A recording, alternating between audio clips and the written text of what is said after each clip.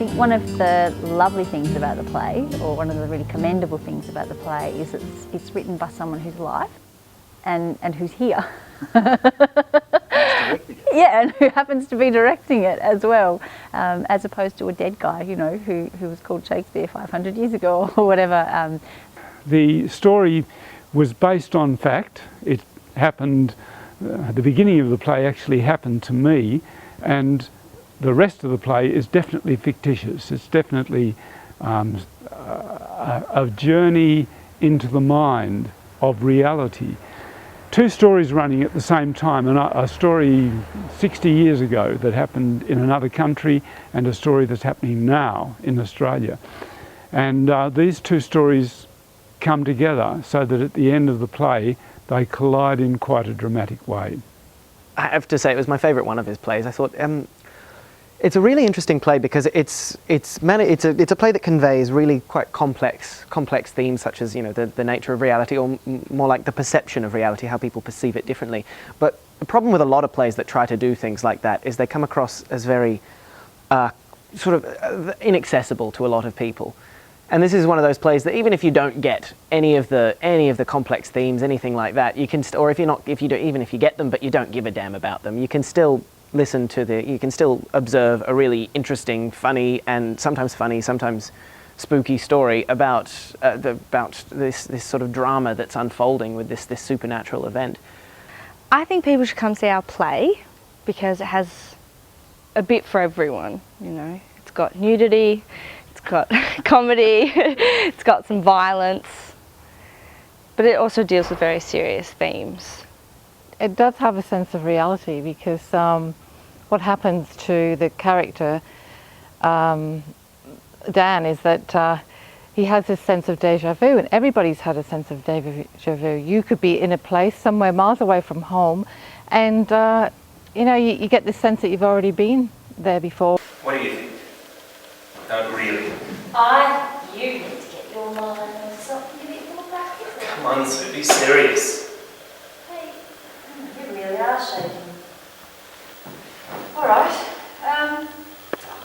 Everybody has flashes of familiarity. I mean, who knows what causes them? Maybe you saw a photo of that place in a brochure or something. A very amusing script to start with. It's quite entertaining. I found myself laughing a lot when I read it for the first time.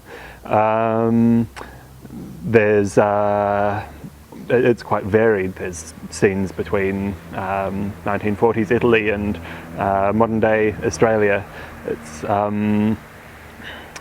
also a bit spooky. There's some ghostly happenings that are quite unsettling for the characters in the play. There are times during the rehearsal process where, you know, everyone in the cast has been sort of rolling around on the floor laughing in complete hysterics, and then there have been times when I've been completely disturbed by certain things, and it's not.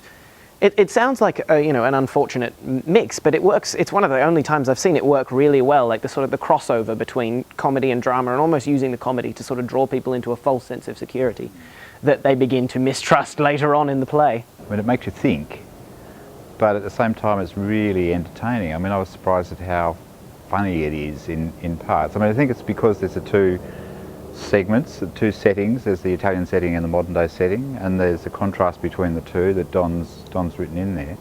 So there's that nice sort of balance of the serious side, which is happening in Italy in 1945 and 1942, and the modern day where there's all sorts of stuff going on. Yes, what is that, darling? What? Your profession? Oh, I'm in advertising. How fascinating. Television, magazine, that sort of thing. You'll be able to market Dan's next book. First book. Oh, sweetie, you're not still working on it. No, actually, I gave that one away. Just didn't ring true. But it was based on your life. Exactly. I'm working on a series of, a travel series now. A travelogue. Well, more traveller's tales, a blend of geographical fact with a fictitious interweave. Sounds just like my suburb.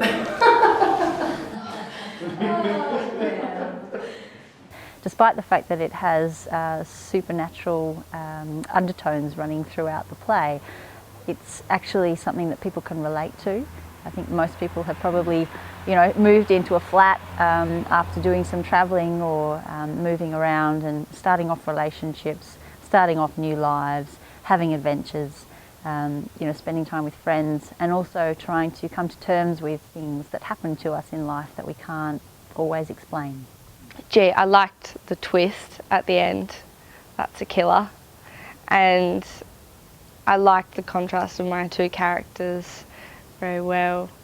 I've never played such a serious role as Sophia, such a manic role. It's been quite challenging, but it's really rewarding to see how much the characters evolved, and then it's fun to do Jo.